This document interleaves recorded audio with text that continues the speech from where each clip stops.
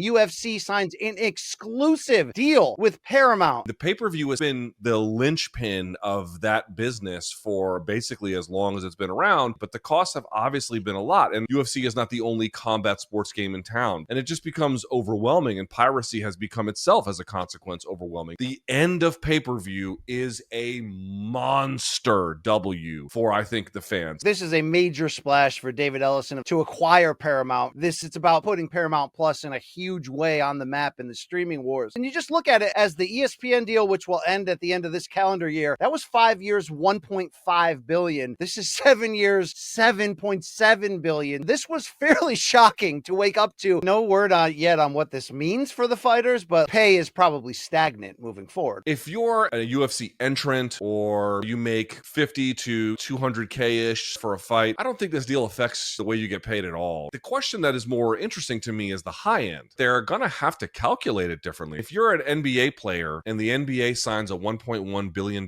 deal, players are going to get upfront 49% of that. Upfront, the UFC fighters are going to get nothing. I don't know what the right answer is, but what I will say is, even if it was 25%, that's a conservatively closer to $300 million annually that would be distributed to the fighters. That would be a game-changing amount of money, and they don't get that because they couldn't even be bothered to do that. Shout out to Renato Moicano.